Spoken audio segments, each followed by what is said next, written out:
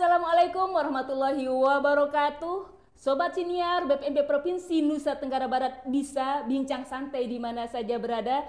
Kembali lagi dengan saya Mbak Hemun di edisi kita kali ini tentang implementasi kurikulum merdeka di Kabupaten Sumbawa Barat. Saat ini telah hadir di tengah-tengah kita sosok yang sangat luar biasa, yang sangat antusias terhadap berbagai kebijakan pusat. Siapa lagi kalau bukan Ibu Kusnarti MPD. Assalamualaikum Ibu. Waalaikumsalam Mbak yang Bagaimana cantik. kabarnya? Alhamdulillah baik. Sama-sama cantik ini Bu. Nggak ada lawannya ini. Lawannya. Luar biasa sekali khususnya Kabupaten Sumbawa Barat ini Bu. Perjalanannya terkait implementasi kurikulum merdeka, kami ingat sekali di awal-awal dulu begitu selesai sosialisasi dari BPMP langsung disambut seperti itu. Sebelum itu mungkin Bu, mungkin perlu digambarkan secara umum pada saat ini seperti apa pendidikan khususnya di Kabupaten Sumbawa Barat itu, apalagi yang terkait validasi Dapodik yang betul-betul capaiannya tinggi betul ini menurut informasi yang kami dapatkan. Bisa diceritakan Ibu? Alhamdulillah, terima kasih Mbak yang cantik. Jadi alhamdulillah kalau berbicara tentang pendidikan di Kabupaten Sumbawa Barat, tentunya kita melihat bagaimana komitmen pemerintah Kabupaten Sumbawa Barat. Nah, terbacanya komitmen itu jelas kita melihat dari visi dan misi. Alhamdulillah saya ulas kembali visi Kabupaten Sumbawa Barat, yaitu KSB baik dalam hal gotong royong.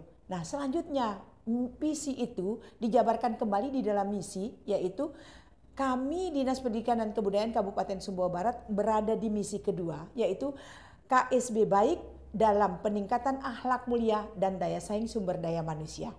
Nah, menyikapi hal tersebut, kami Dinas Pendidikan dan Kebudayaan Kabupaten Sumbawa Barat membuat beberapa kegiatan terkait dengan misi tersebut. Yang pertama sekali, bagaimana dia akselerasi dalam pendidikan, layanan pendidikan.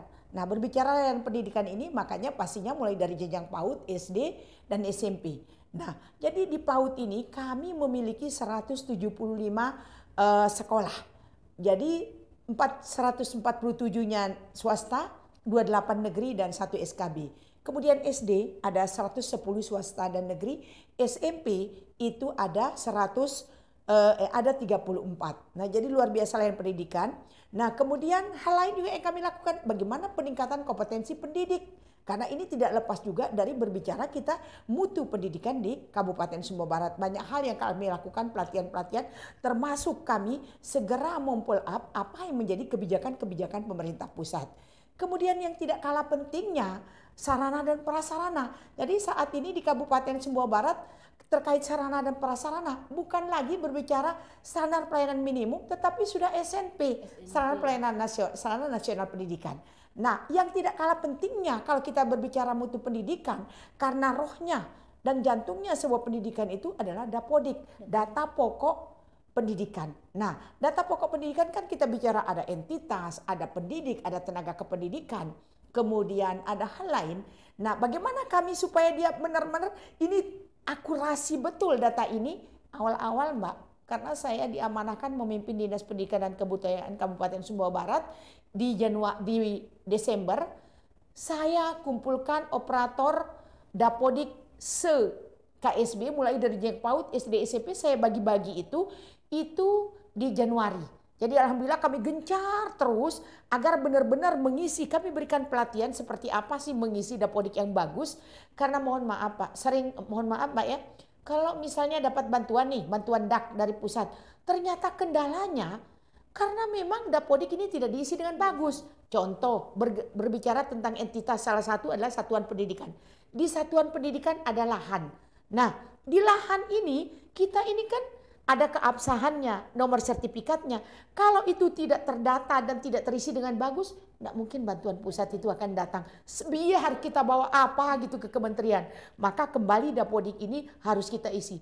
Tenaga kependidikan, ada juga entitasnya di sana. Maka benar-benar diupdate ini. Dan ini yang kita semacam kita gempur harus.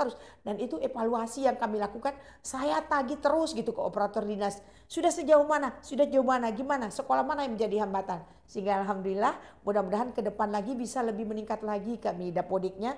Bantuan-bantuan pusat tidak sulit lagi Mbak. Seperti itu. Luar biasa memang antusiasme kepala dinasnya ini sebenarnya yang luar biasa. kalau secara globalnya yang sudah dilakukan di sana terkait penjaminan mutu pendidikan di sana seperti apa di Kabupaten Sumbawa Barat? Kalau secara umumnya yang pertama setiap yang berkaitan dengan kebijakan pemerintah pusat, apalagi sekarang kalau berbicara IKM, ini tidak jauh lagi dengan mutu implementasi kurikulum Merdeka Belajar, maka yang kami lakukan pasti yang pertama sosialisasi.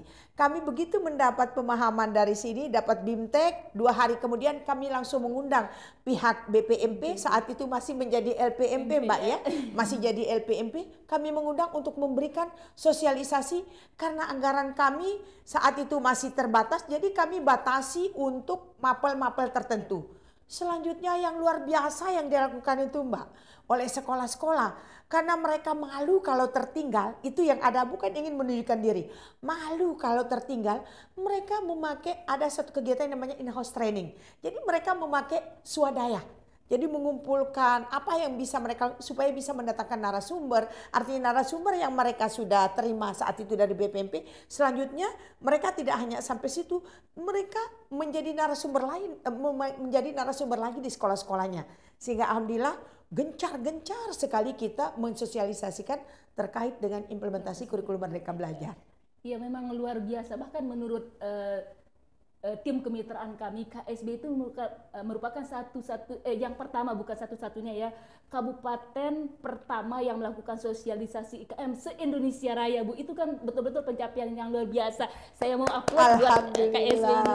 Nah selanjutnya sekarang pelaksanaan IKM sendiri kiat-kiatnya seperti apa Bu? Mengingat medannya kan tidak seperti kota-kota, tidak seperti apa yang gunung, entah itu nyebrang ya apa, karena pernah kami pergi ke Sekongkang seperti apa medannya, kemana-mana itu kan betul-betul anggaplah Bu, dari fasilitas kan lumayan jauh lah seperti itu. Bagaimana Ibu itu membuat pemerataan pendidikan, pemerataan sarana yang sama dengan yang ada di kabupaten, yang ada di dalam kabupaten, yang ada di dalam daerah, misalnya di dalam kotanya seperti itu. Iya, alhamdulillah Mbak.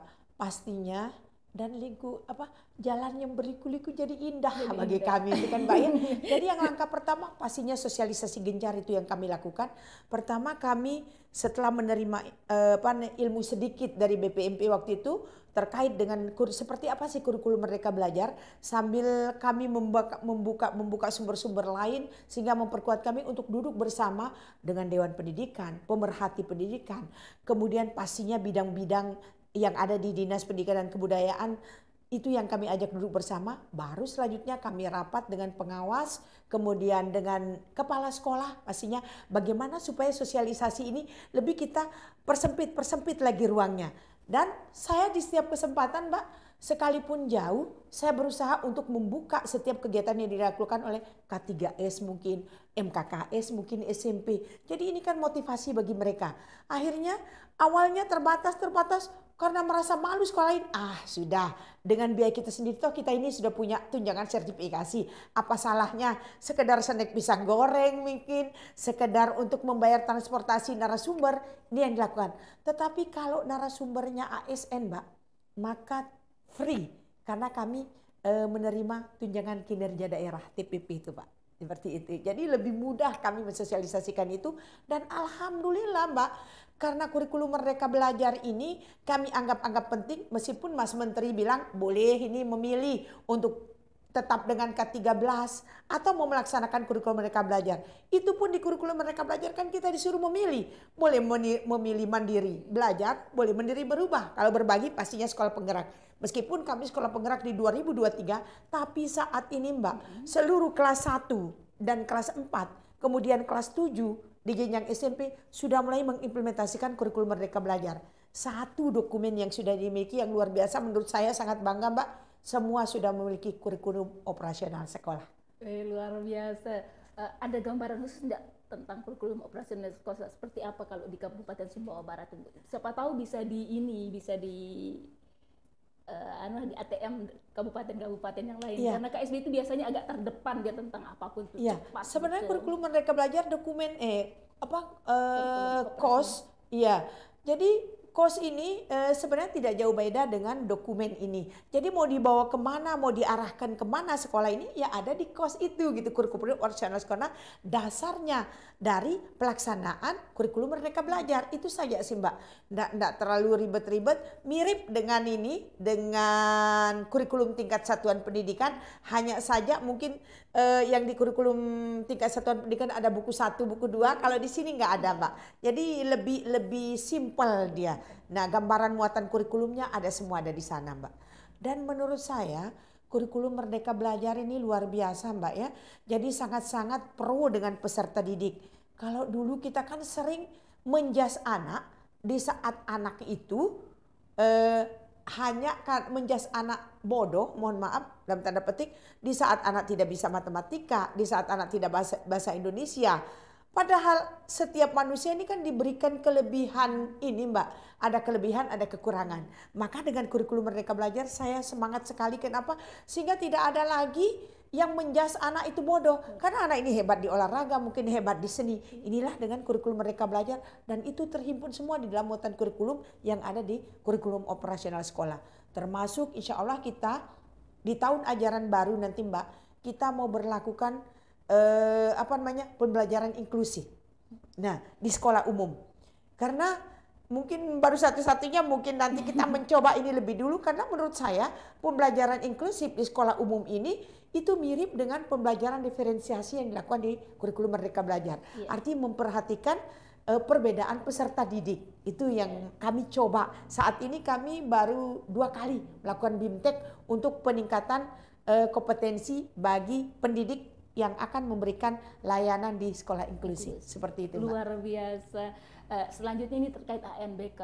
Ada yang khusus tidak dilaksanakan Dinas KSD untuk menyambut ataupun mensukseskan pelaksanaan ANBK itu sendiri? Iya, karena saat sekarang untuk jenjang SD sebentar lagi ya Mbak ya.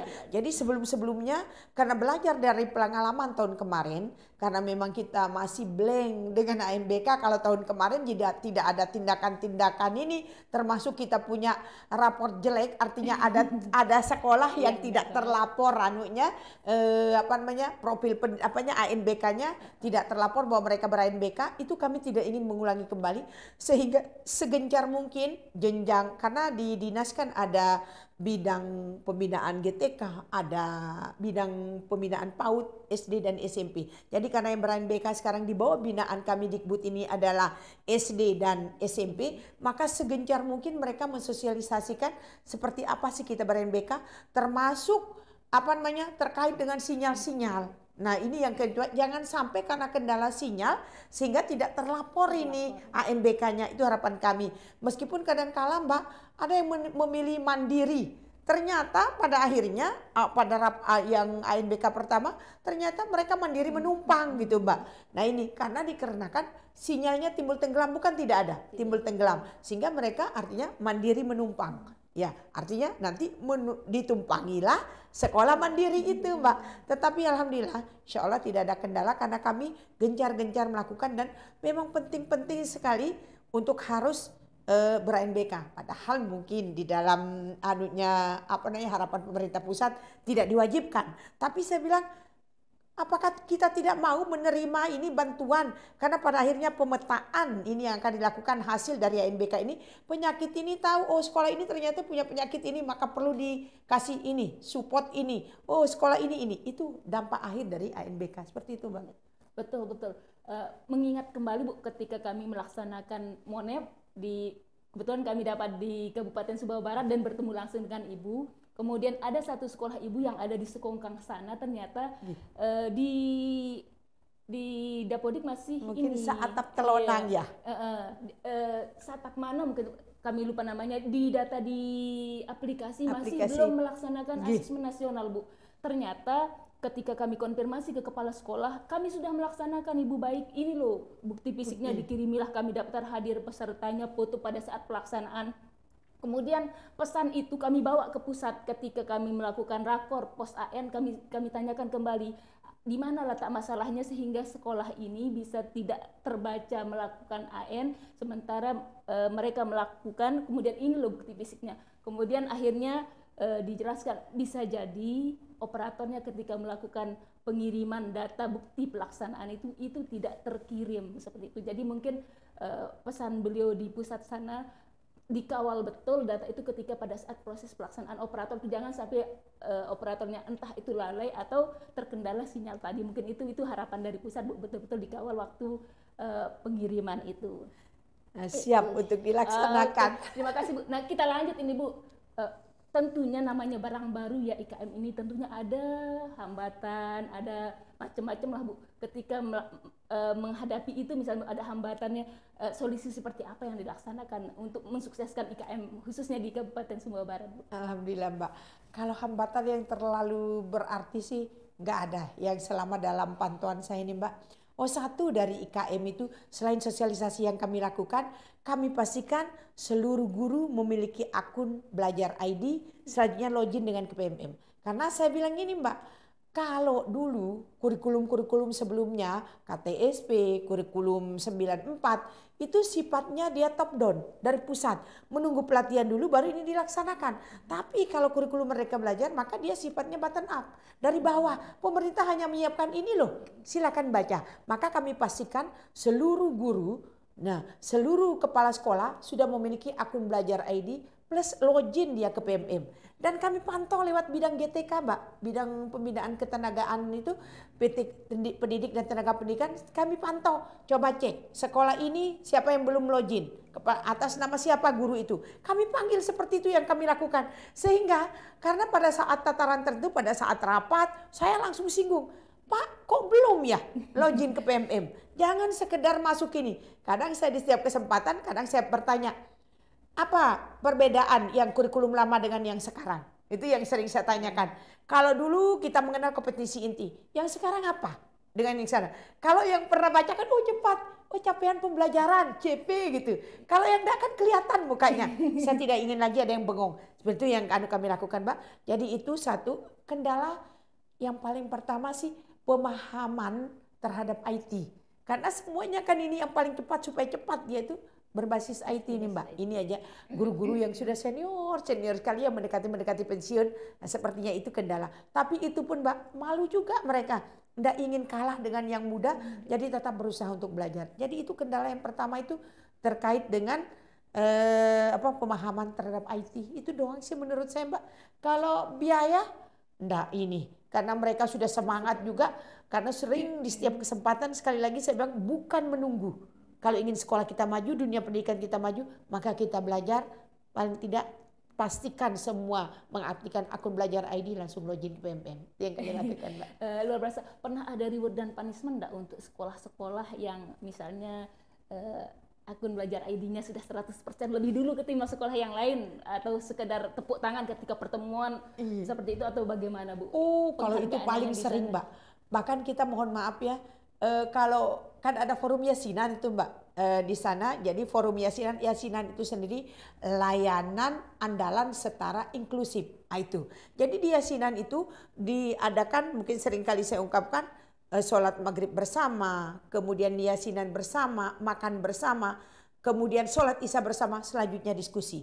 Kalau dulu tidak pernah dihadirkan guru dan kepala sekolah, sekarang kami hadirkan, Mbak. Dihadirkan, saya lapor ke Pak Sekda dan Pak Bupati, Pak Wakil Bupati, ayo hadirkan supaya mereka apa yang terjadi permasalahan di sekolah bisa ditanyakan langsung gitu di depan Pak Bupati. Nah, ini pada saat ditanyakan terkait dengan pendidikan, maka Kadisdikbud berbicara di sana, dan di setiap itu saya menghimbau gitu agar terus ini implementasi kurikulum Merdeka Belajar itu yang kami terus gencar di setiap kesempatan. Jadi alhamdulillah yang sering, makanya begitu ada kepala sekolah yang bertanya, saya langsung, kepala sekolah ini luar biasa ini Pak Bupati. Model reward yang kami berikan, bayangkan kita kasih reward dengan pujian depan Bupati. Sekolahnya siang hari saya datang, saya keliling, tidak ada satupun sampah. Ini luar biasa karakter bersih. Yang kedua, luar biasa sekolah ini paling dulu memiliki kos kurikulum operasi. Itu reward yang kami lakukan, Mbak. Pujian itu dari depan Bupati, bukan lagi di depan ini. Ada kebanggaan. Sehingga sekolah-sekolah lain, bangkit. Dan saya tidak sungkan-sungkan untuk memuji siapapun di setiap kesempatan itu, Mbak. Inilah bentuk reward yang kita berikan. Tidak harus berupa duit, kan? berupa reward itu aja sudah luar biasa. Bahkan saya mohon maaf Mbak, saya coba masuk di medsos, di Facebooknya Bapak Ibu kepala sekolah, jadi langsung kegiatan apa yang dilakukan di situ, semangat Pak, luar biasa. Ah itu yang saya lakukan. Masya Allah Mbak, tanggapannya itu mereka bangga sekali. Dengan kebanggaan itu memotivasi ternyata dirinya juga sekolah yang lain. Pak ini dikomen sama Ibu Kades ini. Gitu, Mbak. Berasa diperhatikan sama ibunya ya, luar biasa itu.